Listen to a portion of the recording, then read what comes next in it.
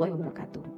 Nama saya Ika Dona Logos Kaukaba, saya apoteker, saya bertugas di RSUD Syarifah Ambamirato Ebu Bangkalan, terakreditasi B Pendidikan. Pada kesempatan kali ini, saya akan menyampaikan materi tentang pentingnya komunikasi efektif antara pasien, keluarga, dan rumah sakit. Kepada yang terhormat, para pimpinan rumah sakit, tenaga medis, tenaga administrasi, rekan sejawat, dan serta para hadirin yang saya hormati. Pertama-tama, marilah kita panjatkan puji syukur kehadirat Allah, karena atas rahmat dan karunia-Nya kita dapat berkumpul di tempat ini dalam keadaan sehat dan bersemangat untuk membahas topik yang sangat penting di dalam dunia pelayanan kesehatan, yaitu pentingnya komunikasi yang efektif antara pasien, keluarga, rumah sakit di dalam manajemen rumah sakit.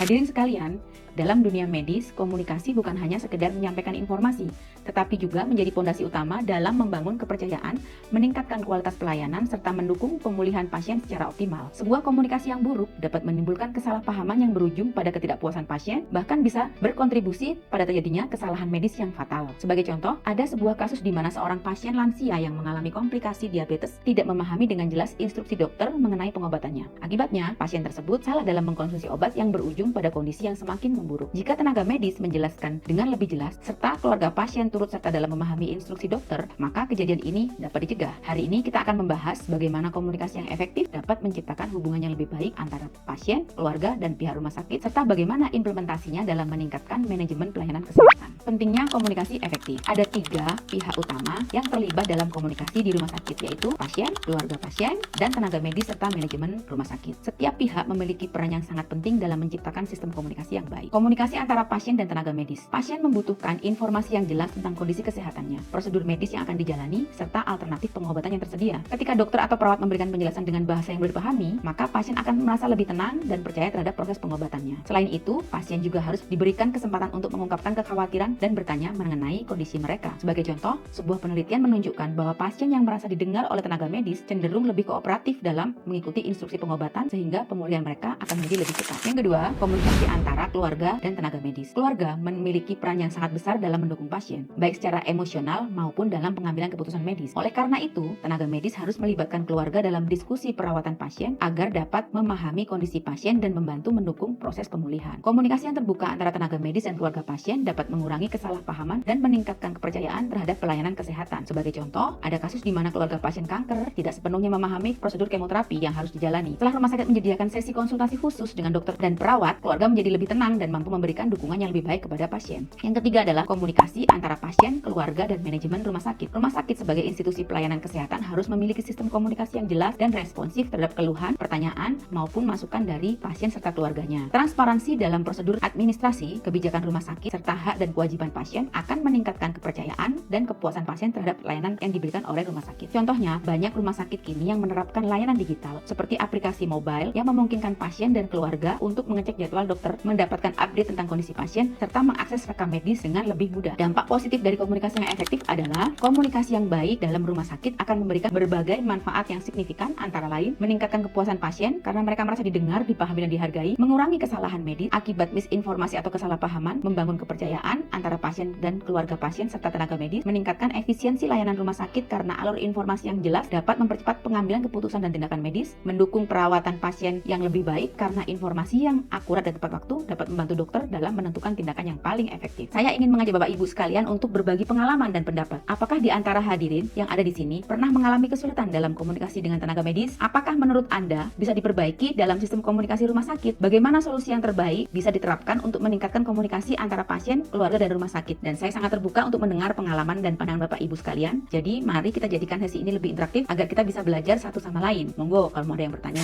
Jadi pada materi saya kali ini kita bisa mengambil kesimpulan, yaitu komunikasi yang efektif antara pasien, keluarga, dan tenaga medis memiliki peranan yang sangat penting dalam sistem pelayanan kesehatan. Komunikasi bukan hanya berbicara dan mendengar, tetapi juga menghargai, memahami, dan berempati. Sebagai tenaga medis, manajemen rumah sakit, atau bagian dari keluarga pasien, mari kita bersama-sama menciptakan lingkungan komunikasi yang lebih baik demi peningkatan kualitas layanan kesehatan di rumah sakit kita. Saya berharap apa yang kita bahas hari ini dapat memberikan manfaat dan inspirasi bagi kita semua dalam meningkatkan sistem komunikasi di rumah sakit kita masing-masing. Terima kasih atas perhatian dari Bapak Ibu semua. Semoga seminar ini menjadi awal dari perubahan yang positif dalam pelayanan kesehatan di rumah sakit kita masing-masing. Saya Ika Dona Logos Kaukaba mengucapkan wassalamualaikum warahmatullahi wabarakatuh.